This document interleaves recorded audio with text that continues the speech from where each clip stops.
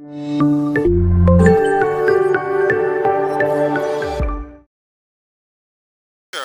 the last 7 years, I have never worn anything else. I change my t-shirt every 8 months. Every 8 months, I am 1% older. So now I'm 42%. Once, I know it's scary.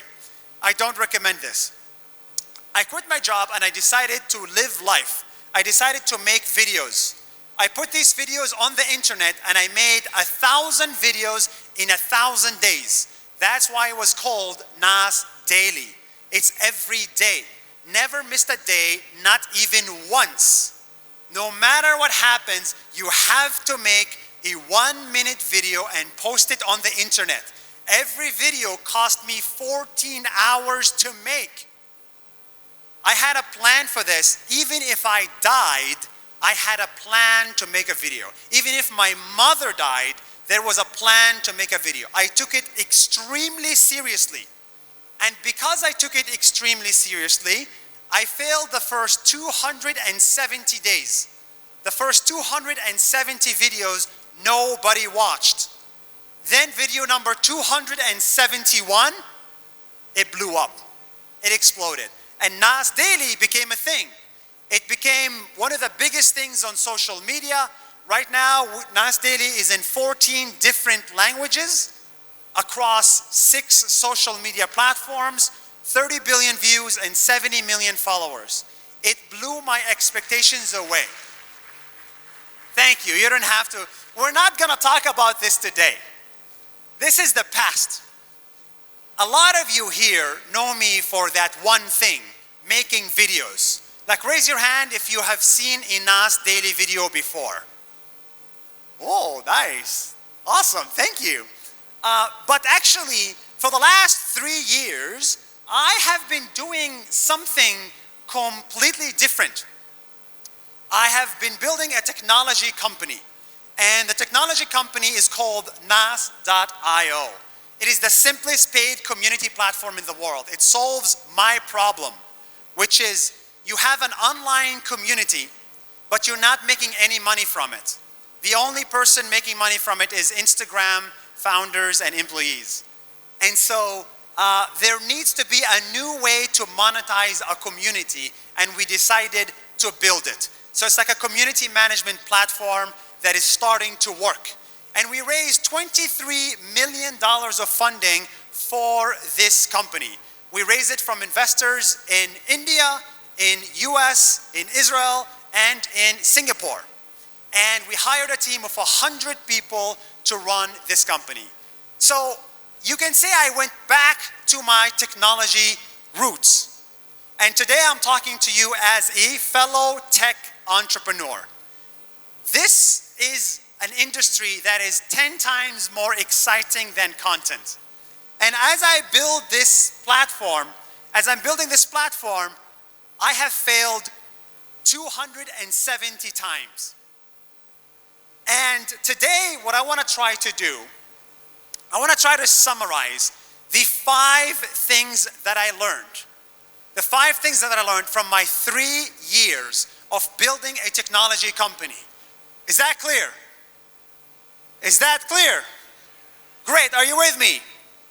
Okay, so let's do it. 5 hacks I learned that I'm summarizing in 20 minutes, okay? In 3 years, in 20 minutes, you may agree with me on some things, you will disagree with me on other things, okay? We're not going to agree 100%.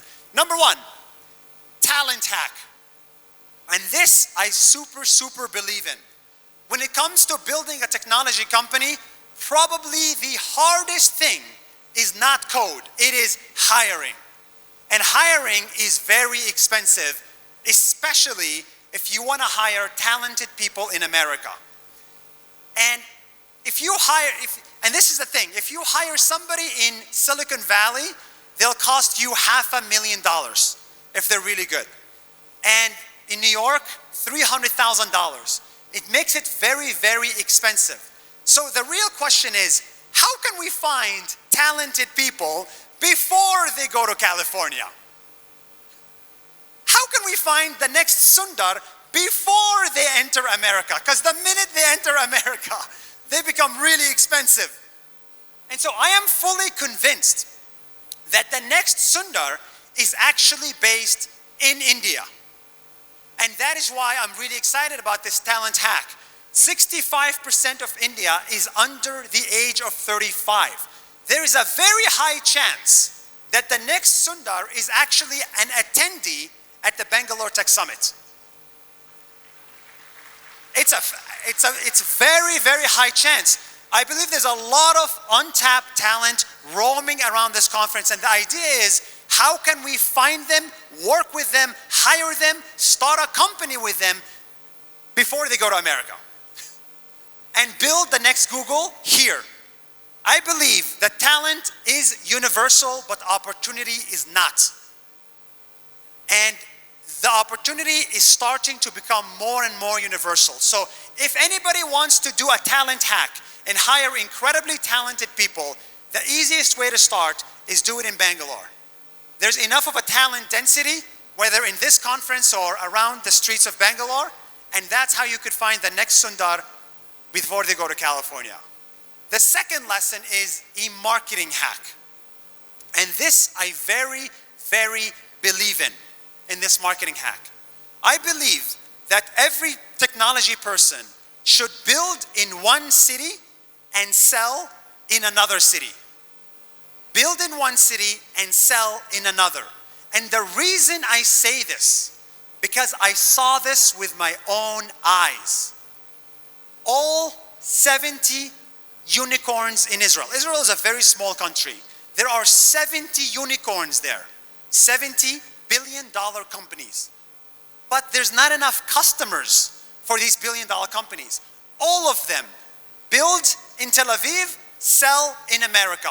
It's standard, and it works like magic. And that is why I think startups in India should not just build in India and sell in India, but also sell in America too.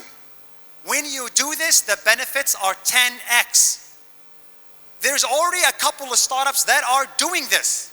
For example, in Bangalore, there's a couple of tech companies that are building here and selling internationally.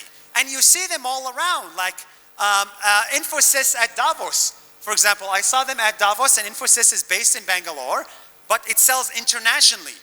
When you do that, it is the easiest way in the world to get that 10x leverage. And by building in one place and selling in another.